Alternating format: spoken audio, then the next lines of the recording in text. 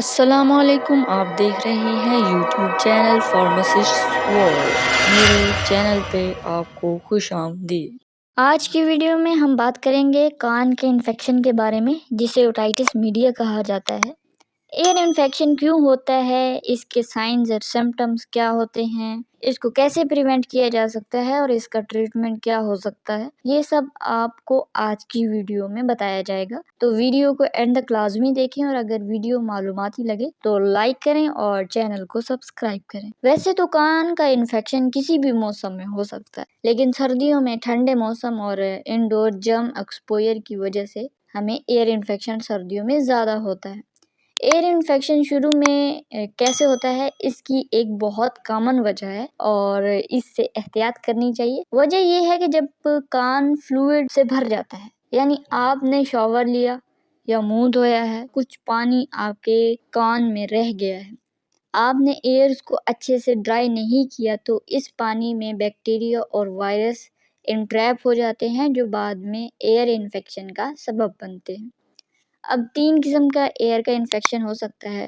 ایک ہمارے پاس ہوتا ہے ایکیوٹ اوٹائٹس میڈیا، دوسرا اوٹائٹس میڈیا ود ایفیوژن جس میں پس ہو جاتی ہے، اور ایک تھرڈ والا جو ہے وہ اوٹائٹس ایکسٹرنا ہے، مطلب کہ آپ کا جو ایئر پنا ہے اس کا انفیکشن ہوتا ہے، جس کو ہم سوئمرز ایئر بھی کہتے ہیں۔ اب آپ کو پتہ کیسے چلے گا کہ ایئر انفیکشن ہوا ہے، اس کے سائنز اور سمپٹمز کیا ہیں؟ تو کان کا درد رہتا ہے، یہ ایک کان میں بھی ہو سکتا ہے اور دونوں کانوں میں بھی ہو سکتا ہے۔ اس کے ساتھ ساتھ فیور ہو جاتا ہے، اتنا سیویئر انفیکشن ہوتا ہے کہ اس کی وجہ سے فیور ہو جاتا ہے۔ اس کے علاوہ خارش ہوتی ہے کان کے ارد گرد، کبھی کبھار کان کی سویلنگ ہو جاتی ہے، سویا نہیں جا سکتا، سننے میں مسئلہ ہوتا ہے، کانوں سے ڈسچارج ہو رہا ہوتا ہے، یعنی پس سے بھر جاتے ہیں کانوں پر ایک عجیب سا پریشر یا بھاری پن محسوس ہو رہا ہوتا ہے، اور کان کے ارد گرد ایچنگ اور اریٹیشن ہو رہی ہوتی ہے، اور اس کے ساتھ ساتھ منہ اور گلے کو بھی ایئر انفیکشن افیکٹ کرتا ہے، اور آپ کا جو فیس ہے وہ سیل کر جاتا ہے۔ اس کے علاوہ سور تھروٹ ہو جاتا ہے۔ اب بات کرتے ہیں کہ ایئر انفیکشن سے بچا کیسے جائے۔ 2 طریقے ہیں جن کے ذریعے ایئر انفیکشن سے بچا جا سکتا ہے، ایک ہے پریونشن اور دوسرا ہے ٹریٹمنٹ۔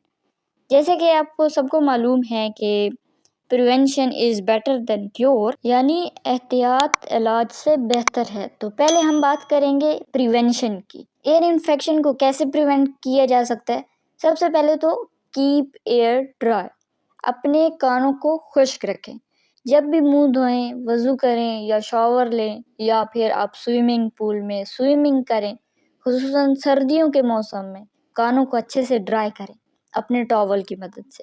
اس کے بعد اوائڈ کریں inserting the objects into your ear, یعنی اپنے کانوں میں کسی چیز کو انٹر نہ کریں۔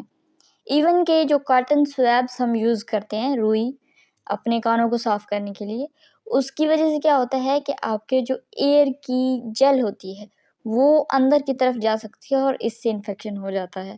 اس لیے کاٹن سویبس یا دوسری چیزیں جو ہم کانوں کو صاف کرنے کے لیے استعمال کرتے ہیں، بڑی کیئر کے ساتھ استعمال کریں، انگلی ڈال کر کان صاف نہ کریں۔ اس کے علاوہ کوئی بھی نوک دار چیز کان کے اندر نہ لے کے جائیں، کیونکہ اس سے ایک تو کان کا پردہ پھٹنے کے چانسز زیادہ ہوتے ہیں، اور دوسرا کان کے اندر اسکریچز یا ریشز ہو جاتے ہیں جو کہ انفیکشن کا سبب بنتے ہیں۔